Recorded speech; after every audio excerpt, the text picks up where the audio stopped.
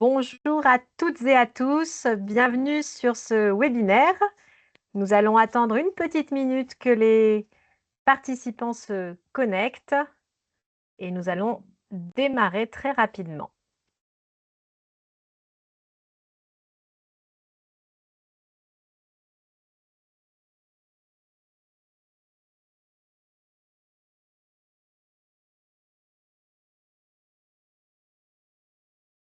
Les gens arrivent au fur et à mesure, nous allons commencer à l'heure. C'est important sur ces formats courts. Donc bonjour à toutes et à tous, bienvenue sur ce nouveau webinaire. Nous commençons 2026 avec la Pologne, avec notre expert Valiance, en la personne d'Alexandre Souvanavong qui va présenter le webinaire aujourd'hui. On est ravis Bonjour. de vous accueillir.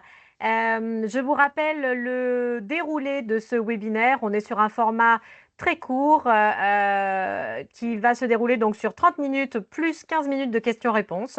Vous pouvez utiliser les onglets conversation et questions-réponses pour poser évidemment toutes vos questions. Nous répondrons aux questions à la fin de la présentation d'Alexandre pour que ce soit plus fluide et on pourra se consacrer ainsi aux échanges à la fin. Par défaut, vos caméras et vos micros sont désactivés, mais vous pourrez bien entendu réactiver le cas échéant ou utiliser l'onglet conversation ou questions-réponses comme je viens de l'évoquer. Donc, merci à vous. Sans plus attendre, donc commençons ce webinaire qui aujourd'hui est consacré à la Pologne sur pourquoi miser sur la Pologne pour accélérer votre croissance en 2026. Alexandre, qui prendra la parole dans quelques minutes, va nous présenter la Pologne avec ses transformations, sa transformation économique. Quels sont les moteurs de croissance sur cette année 2026 et quelles sont les opportunités? Et enfin, il abordera bien sûr les clés d'entrée sur le marché. Avant toute chose, je vais en quelques minutes vous présenter Globaliance pour ceux qui ne nous connaîtraient pas. Donc Globaliance est un réseau d'experts pays qui existe depuis 10 ans. On a fêté les 10 ans en 2025, donc on est sur notre 11e année et qui regroupe donc des experts pays francophones, francophiles et sur un réseau qui est collaboratif, même si chacun garde son autonomie et son indépendance.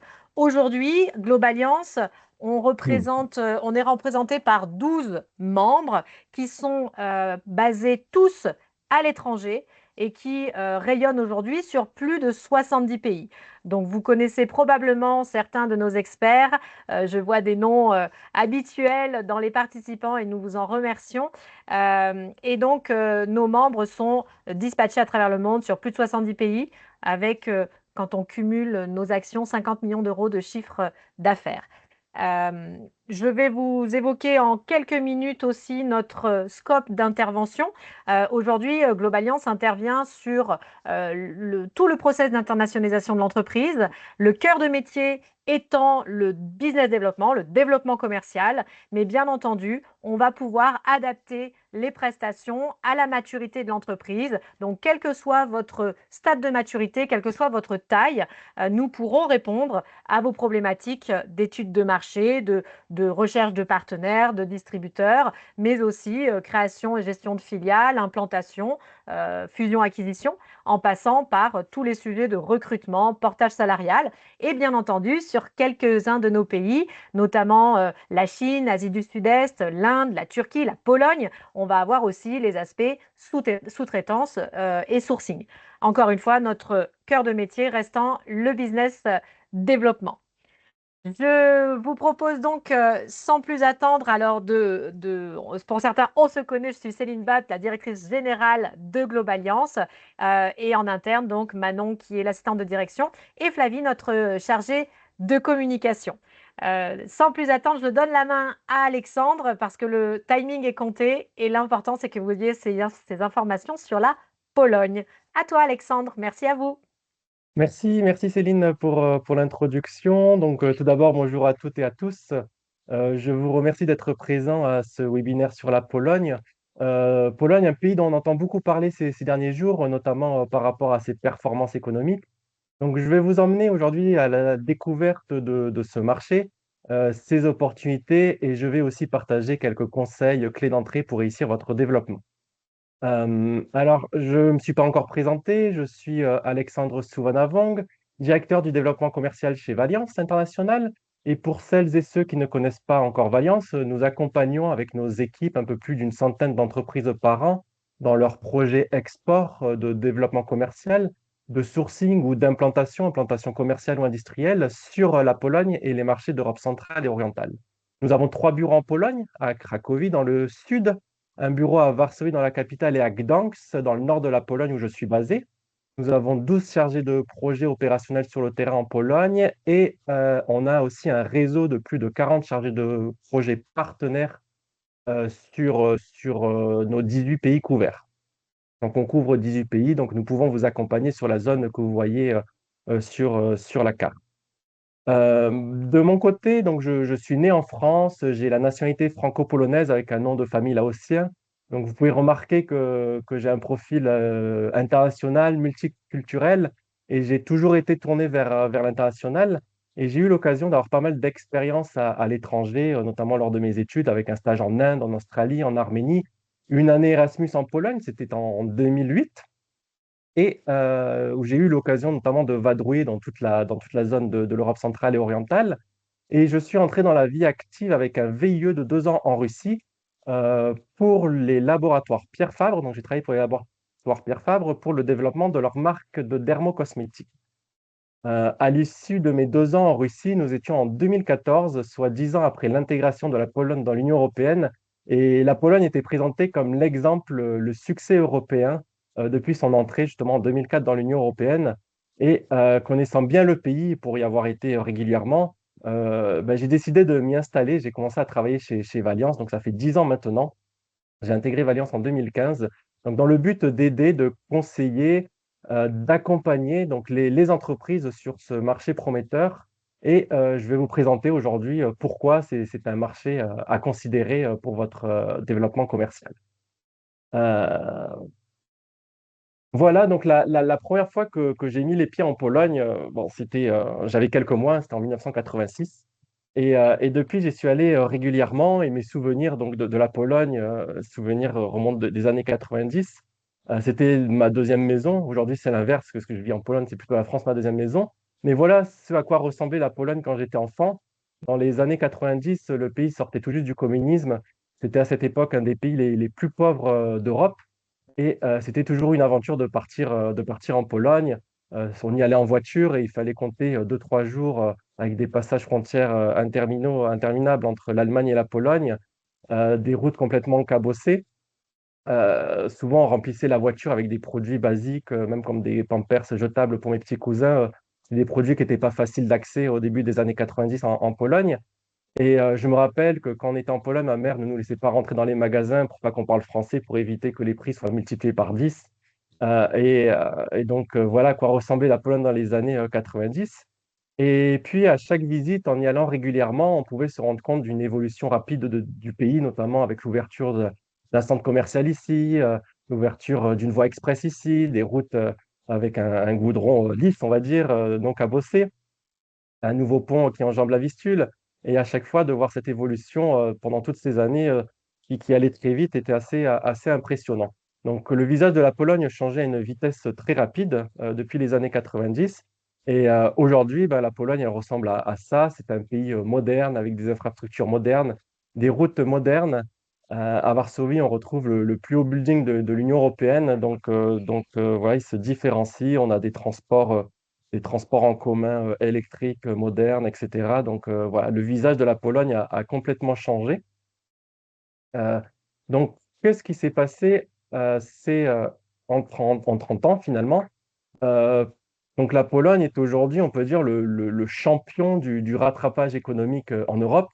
En 30 ans, on est passé d'une destination de sourcing dans les années 90. La Pologne était un petit atelier de l'Europe. Les premiers à être venus en Pologne, c'était surtout dans le secteur de l'automobile, avec des groupes comme Faurecia, Valeo, qui se sont rapidement implantés. Et aujourd'hui, on est devenu une destination d'investissement et de consommation. Aujourd'hui, la Pologne est la 6e puissance européenne Et l'année dernière, on est entré dans le cercle des 20 plus grandes économies mondiales. Aujourd'hui, le PIB de la Pologne dépasse des pays comme la Suède, la Belgique, l'Irlande ou encore la Suisse. Et elle a dépassé fin d'année dernière, on a dépassé fin d'année dernière le PIB par habitant du Japon. Et selon les projections de l'OCDE, on pourrait dépasser le PIB par habitant de la France dans moins de 10 ans. Donc c'est assez impressionnant et cet exploit économique, j'imagine que vous avez dû en entendre parler parce qu'on en parle régulièrement ces derniers temps. L'année dernière, la Pologne a fait la une du magazine The Economist et c'est pas rien. Et cette semaine, l'Express, donc le magazine L'Express, consacre un dossier spécial sur la Pologne. Donc c'est de cette semaine, donc je pense que vous pouvez encore l'acheter si vous êtes intéressé par le sujet. Et ils ont lancé aussi une édition en version polonaise de l'Express depuis cette année, depuis janvier de cette année. Donc voilà, donc on voit que c'était un pays qui avait tout à apprendre et qui donne maintenant l'exemple. Alors pourquoi l'économie polonaise est durable?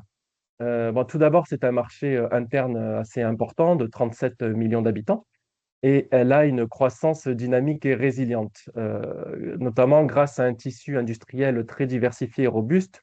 On a un bon équilibre entre les différents secteurs comme l'agriculture, l'industrie, les services, qui fait que la Pologne arrive toujours à rebondir quand un secteur va moins bien. La Pologne, c'est très peu désindustrialisé aussi par rapport à d'autres pays de l'Europe de l'Ouest. Elle a montré une résilience, notamment face à différentes crises. En 2008, c'était le seul pays de l'Union européenne dont la croissance est restée positive. La seule année négative dans la croissance, c'était en 2020 pendant le Covid. Sinon, on a connu une croissance continue ces 30 dernières années. Un emplacement stratégique de la Pologne, on est au cœur de l'Europe, à 2 heures de vol de Paris, et pour beaucoup d'entreprises, c'est aussi une base opérationnelle en Europe centrale et orientale. On est frontalier avec 7 pays. On a un accès à la mer Baltique et on a aussi de grands axes routiers nord-sud, est-ouest. C'est aussi pour ça que se concentrent de nombreux centres logistiques. On est à 48 heures de la France pour le transport routier. Et c'est aussi en Pologne qu'arrivent les marchandises venant d'Asie qui arrivent par voie ferroviaire. Aussi, depuis l'intégration dans l'Union européenne, on a reçu beaucoup de fonds européens. C'est le premier bénéficiaire de fonds européens et cela a largement contribué à ce qu'est la Pologne aujourd'hui. L'euro a encore débloqué l'année dernière 130 à peu près 130 milliards d'euros supplémentaires. Donc, vous verrez, on a beaucoup, montré tout à l'heure, il y a beaucoup de projets, de gros projets d'investissement qui sont en cours et qui vont arriver sur la Pologne. On a aussi une main-d'œuvre, on a des très bonnes universités, on a une main-d'œuvre très qualifiée à un coût qui reste encore attractif. On est environ à 20-30% moins cher que l'Europe de l'Ouest. Les salaires ont beaucoup augmenté, notamment récemment. Le salaire minimum en 2015, donc quand je me suis installé en Pologne, il était de 1750 zloty, donc de moins de 500 euros. Et puis maintenant, il est à 4806, soit 1130 euros à peu près. Donc ça a fait plus de 2 fois et demi, ça a doublé en fait, enfin, ça fait fois 2 et demi en 10 ans et le salaire moyen, il a doublé. Pour aujourd'hui, on est à peu près dans un salaire moyen en Pologne, on est à peu près à 2000 euros par mois. Donc des grosses augmentations de salaire. Et autre point, comme vous savez, donc il y a la guerre en Ukraine, la situation en Ukraine, et ça a aussi accéléré des grands projets, notamment dans le secteur de la défense, dans les secteurs de l'énergie, on était dépendant de la Russie. Et aussi, nous avons eu un afflux important de main-d'œuvre ukrainienne qui était nécessaire parce que c'est vrai qu'en Pologne, on a des taux de chômage très bas qui tournent autour de l'ordre de 3 à 4%. Donc, on est sur le plein l'emploi. Sur la droite, vous avez une carte avec les prévisions de croissance pour 2026. Et la prévision pour la Pologne devrait tourner autour de 3,5%, à peu près comme cette année. Et donc, il n'y a que Malte l'année prochaine qui devrait avoir une croissance un peu supérieure à la Pologne. Avant de parler des opportunités, je reviens sur un moment marquant dans les relations franco-polonaises, c'est la signature du traité de Nancy, un traité d'amitié et de coopération renforcée entre la France et la Pologne, qui comprend plusieurs volets, notamment un volet de sécurité avec clause de défense mutuelle et un volet sur l'énergie dans le renouvelable et le nucléaire civil, entre autres. Donc voilà, c'est un traité un peu important dans la volonté vraiment d'avoir une relation spéciale entre les deux pays. La France est d'ailleurs déjà un acteur majeur de l'économie polonaise. C'est le troisième client, le sixième fournisseur, quatrième investisseur et troisième employeur étranger. Et donc on a des échanges déjà importants entre les deux pays, mais ils peuvent encore et doivent être développés davantage. Donc vous êtes les bienvenus si vous avez des solutions à apporter. On va parler maintenant des moteurs de croissance 2026, des opportunités qui font que cette croissance aussi, elle perdure sur les années. Donc, on va revenir sur les principales opportunités dans les infrastructures, les énergies, c'est l'aéronautique défense, l'industrie manufacturière, les PIC, l'agricole, l'agroalimentaire, les biens de consommation medtech. Donc ça, ce sont des secteurs que l'on pense qui vont être porteurs pour l'année prochaine et les années à venir. Donc on va rentrer en détail un peu plus sur ces différents secteurs. On va commencer tout d'abord par une carte. Là, sur la droite, en haut à droite, vous avez une carte représentant les grands projets, les projets de construction en cours ou à venir dans les 5 prochaines années, que cela soit dans l'énergie ou les infrastructures. Cela montre l'ampleur des projets. Par exemple, dans l'infrastructure, on a 50 milliards d'euros qui sont dédiés aux infrastructures routières, 40 milliards dans le ferroviaire.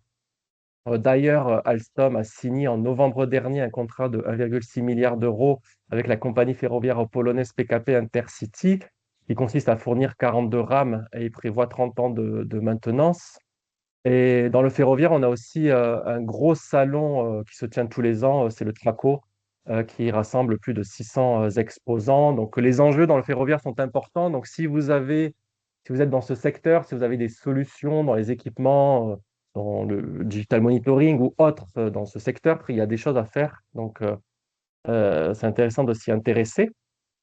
On a aussi des investissements dans tout ce qui est navigation fluviale, mais aussi dans les ports, dans les ports à eau profonde, donc avec l'accès à la mer Baltique.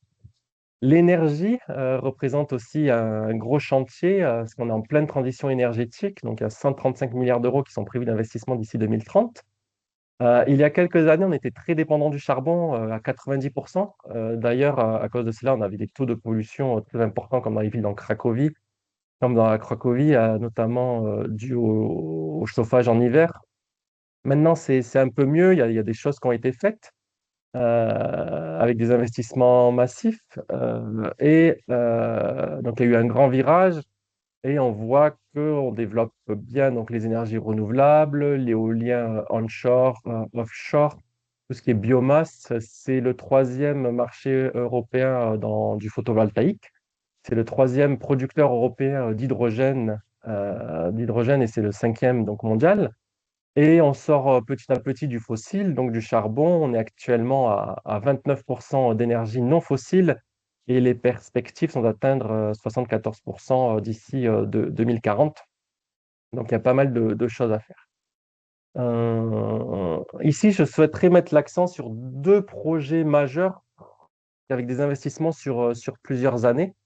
Tout d'abord, c'est la construction d'un hub de transport multimodal européen à l'ouest de Varsovie qui va comprendre des infrastructures routières, ferroviaires avec des lignes à grande vitesse et un méga aéroport. Donc c'est un des gros projets de la Pologne là, qui débute cette année, dont on entend parler depuis une dizaine d'années.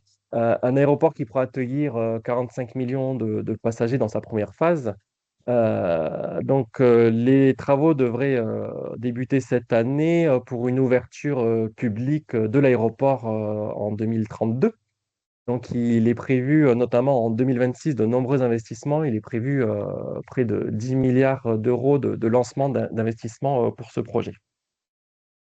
Autre grand projet, on a parlé, donc j'ai parlé du challenge énergétique et de la sortie du charbon. C'est tout un programme nucléaire civil comprenant des centrales nucléaires et des petits réacteurs SMR modulaire. Donc, c'est le programme nucléaire le plus ambitieux d'Europe. Donc, là, il y a une première centrale nucléaire qui va être construite qui va être construite. Donc, c'est l'Américain Westinghouse qui a remporté le projet. En début d'année, les Français sont quand même impliqués parce qu'en début d'année, donc il y a Arabelle Solutions, la filiale d'EDF, qui a signé un contrat justement avec Westinghouse et le consortium pour fournir les turbines des trois futurs réacteurs de cette première centrale nucléaire. Et sinon, EDF est bien positionné et est positionné justement pour la deuxième usine centrale nucléaire avec la technologie EPR. Et le 5 novembre dernier, EDF a déjà signé des contrats de coopération avec 5 entreprises polonaises clés du secteur, justement, pour avancer sur ce projet de deuxième centrale nucléaire. Donc probablement, ce sera EDF qui, surtout avec le traité de Nancy, etc., sûrement, il y a de grandes chances que ce soit EDF qui remporte cette deuxième centrale. Autre secteur majeur, comme vous pouvez vous en douter par rapport à la situation à notre frontière, c'est la défense.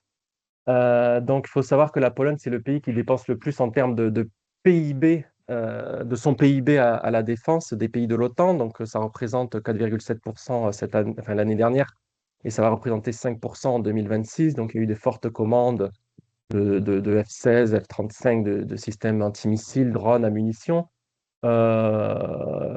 Ils auront aussi la première armée terrestre d'Europe.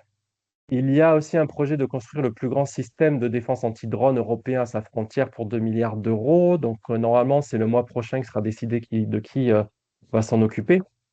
On retrouve aussi un grand cluster dans l'aéronautique, regroupant près de 190 entreprises. Donc ça, c'est plutôt dans le civil. Et on retrouve tous les grands noms. Donc, on a un grand cluster en Pologne, c'est la vallée de l'aviation. Et on retrouve tous les grands noms comme Boeing, Airbus, Embraer.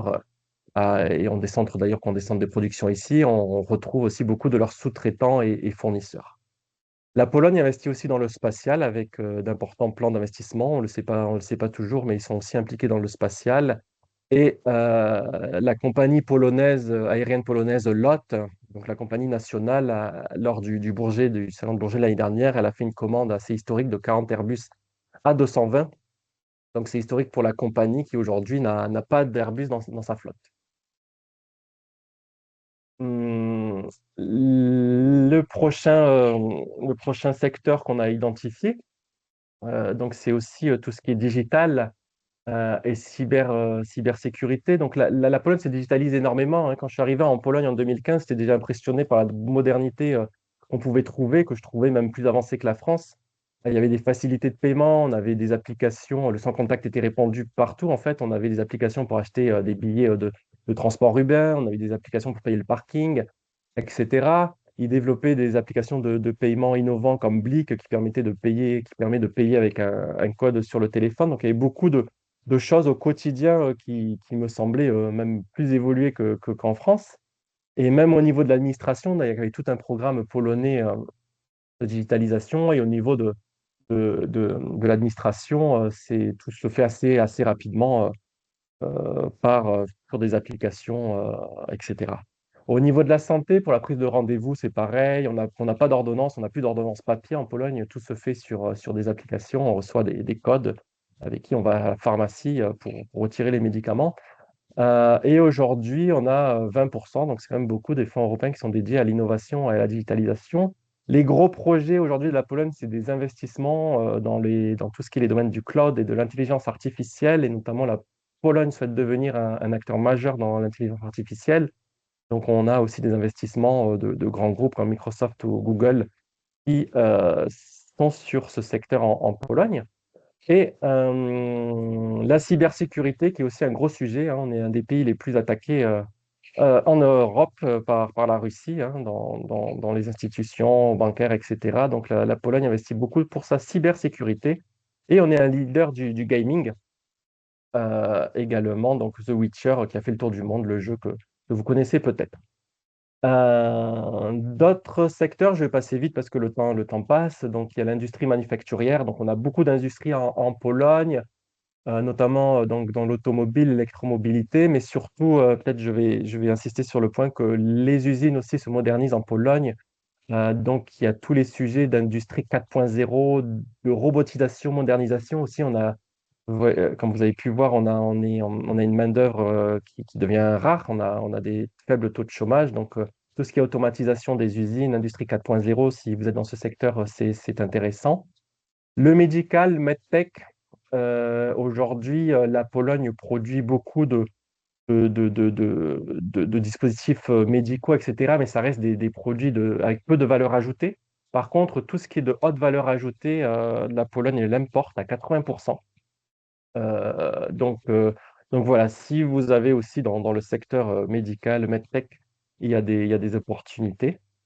Euh, et bien sûr, tout ce qui est alimentation, biens de consommation, on est devenu une économie de consommation avec l'enrichissement de la population. Donc, tout ce qui est produits premium, on voit une évolution dans la consommation alimentaire, les aliments bio, les aliments sains pour la santé. Donc là, il y a une appétence pour ça, il y a une sensibilité des Polonais de plus en plus sur ça et sur les biens de consommation, pareil, sur la décoration haut de gamme, sur la mode haut de gamme, la beauté, les cosmétiques, dermocosmétiques. Donc, dans tous ces secteurs-là, il y a vraiment les Polonais s'y intéressent et puis on est devenu, comme je vous l'ai dit, vraiment une société de consommation avec un fort marché intérieur. Donc, si vous êtes dans ces secteurs-là aussi, il y a pas mal d'opportunités. Alors, les clés pour entrer sur le marché, maintenant que vous savez que la Pologne présente des opportunités et en plein boom économique, je vais partager quelques clés d'entrée sur la Pologne, ce qui vient de nos expériences sur le terrain et des entreprises que l'on accompagne au quotidien. Alors, tout d'abord, on nous demande souvent si c'est intéressant de participer à des salons professionnels en Pologne. On ne le recommande pas forcément à nos clients, en fait, parce qu'en Pologne, on n'a pas beaucoup de salons d'envergure. On y va plutôt pour comprendre le marché plutôt que d'y faire du développement commercial. Il y a juste trois salons, si vous êtes sur ces secteurs-là, qui sont intéressants à faire en Pologne. C'est dans le secteur de la défense, le MSPO, à Kielce, dans le secteur du ferroviaire, à Gdańsk, et un salon qui se tient deux fois par an en Pologne, c'est le Rebuild d'Ukraine, qui touche ce, ce qui concerne la reconstruction de l'Ukraine, notamment dans les secteurs de la construction et de l'énergie. Sinon, dans les autres cas, en fait, il est intéressant d'aller en Allemagne. Vous pouvez trouver de grandes délégations de Polonais comme sur la Nougat ou le Medica. Si vous souhaitez passer par des agents ou distributeurs, en fait, il faut savoir qu'en Pologne, les agents sont pratiquement inexistants et difficilement identifiables. Et les distributeurs vont assez peu faire de développement commercial. En fait, ils vont plutôt être réactifs et pas trop proactifs au niveau commercial. Ils auront plutôt un rôle de logisticien, donc ils vont pas beaucoup développer les ventes. Donc, il est nécessaire de leur apporter un soutien et un accompagnement commercial. Mais il est en tout cas intéressant de considérer d'autres profils de partenaires, par exemple avec des fabricants locaux.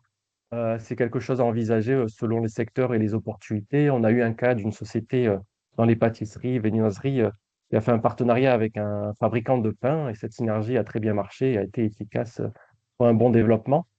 Envisager une approche flexible, pragmatique et ne pas hésiter à utiliser voilà, des services locaux comme la production ou du service.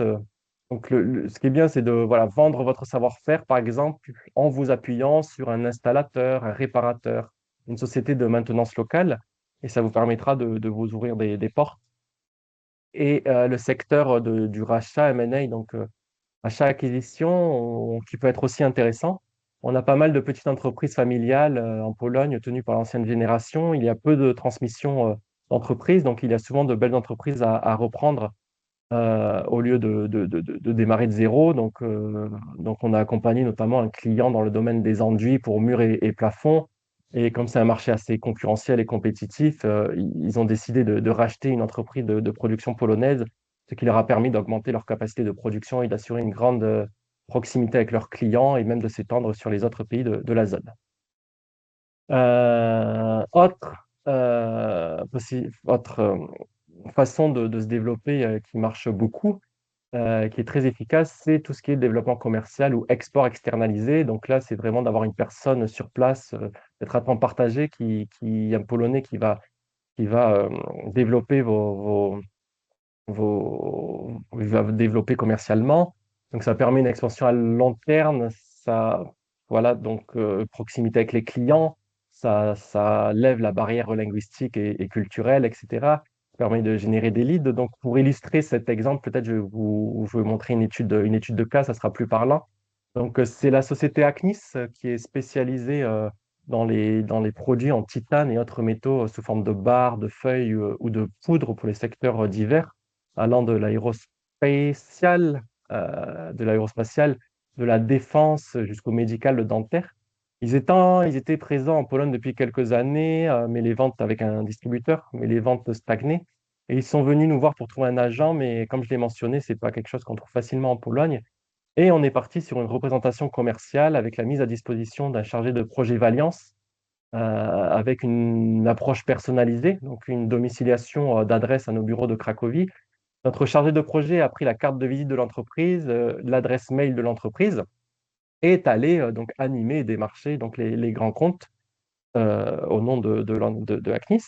Et là, il y a eu un changement radical suite à ça, a permis à l'entreprise de tripler son chiffre d'affaires en 2 ans. Et aujourd'hui, ils ont un flux d'affaires assez important qui leur a permis d'embaucher une personne sur place en propre et il duplique cette stratégie sur la Hongrie. Voilà. Pour conclure, alors on n'a pas, voilà, j'essaye d'être dans le timing parce que c'est vrai qu'une demi-heure, c'est court et on pourrait parler de beaucoup de choses et de beaucoup de sujets. Donc je vais essayer de conclure. Donc, comme vous l'avez vu, donc la Pologne est un pays en plein boom économique et ça devrait perdurer. Donc, c'est aussi un marché qui est très sollicité, on en parle beaucoup. C'est un marché aussi qui est concurrentiel avec beaucoup de concurrence, une concurrence étrangère et une concurrence locale.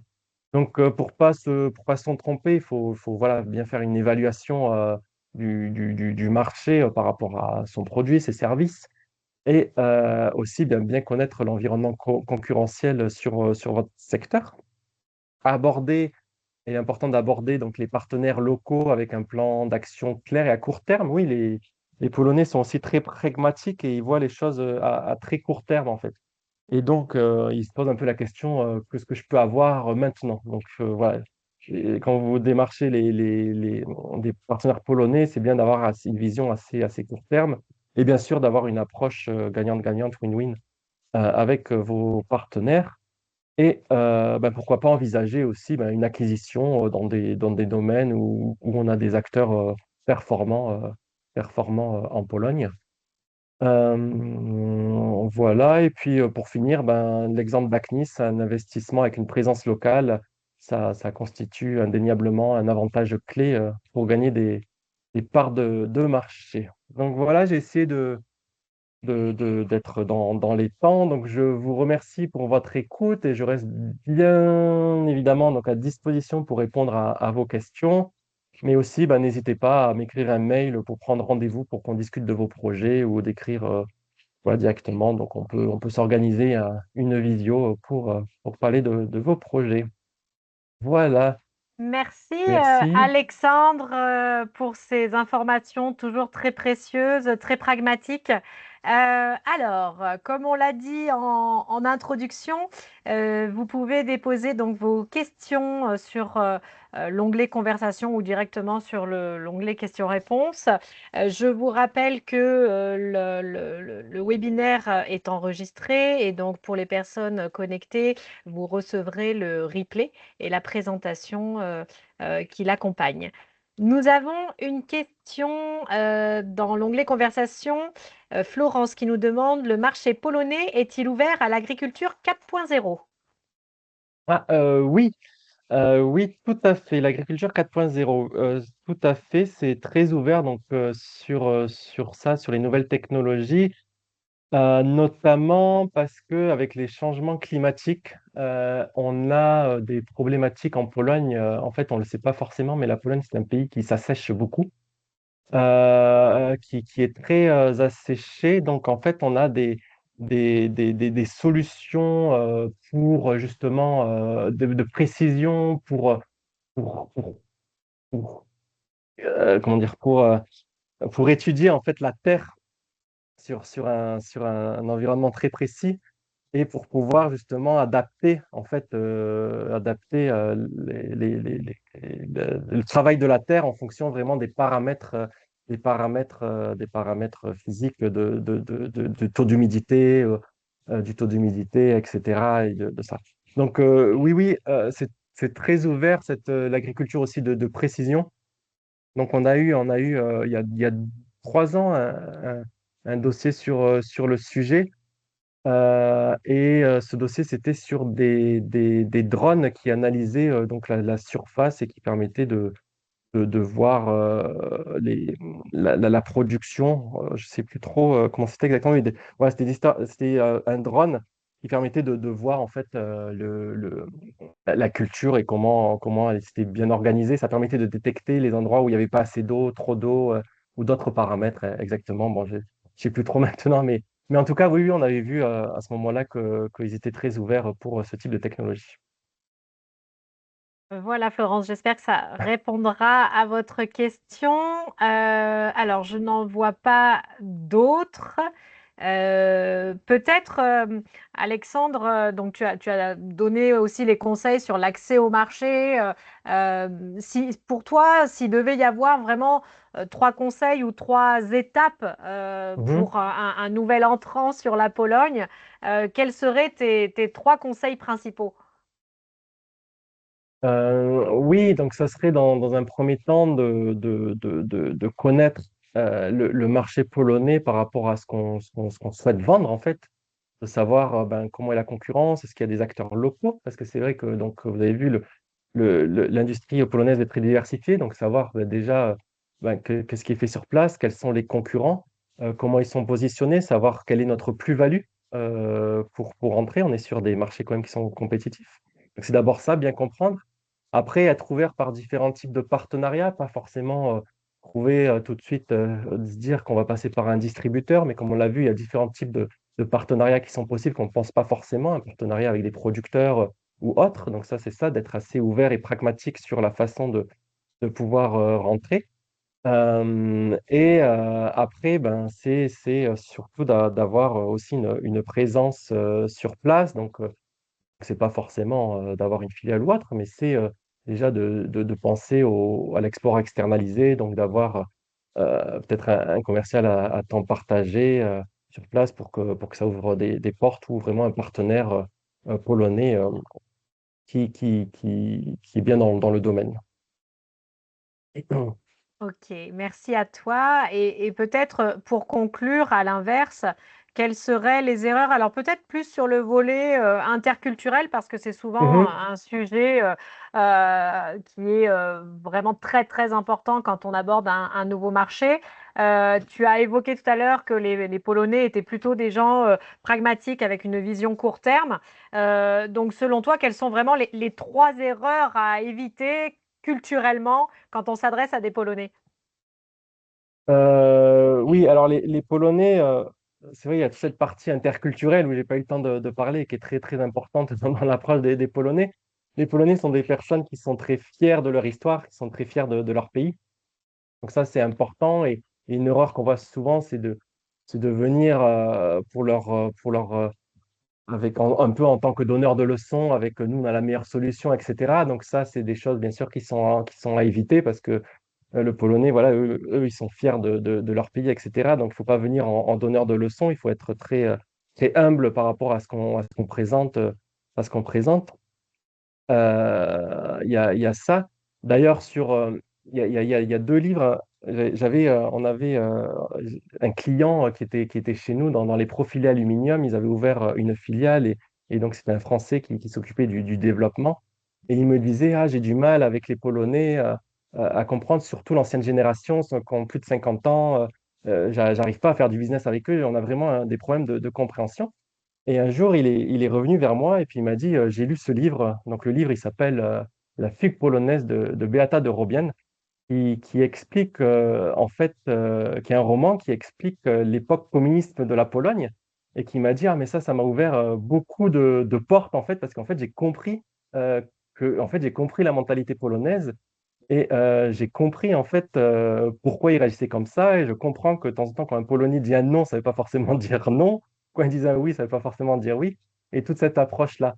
Donc, c'est bien aussi de connaître un peu l'histoire de la Pologne pour pouvoir rentrer. Et, et voilà, mais généralement, voilà, ça se passe bien. La nouvelle génération parle bien anglais. C'est toujours apprécié quand on parle quelques mots polonais.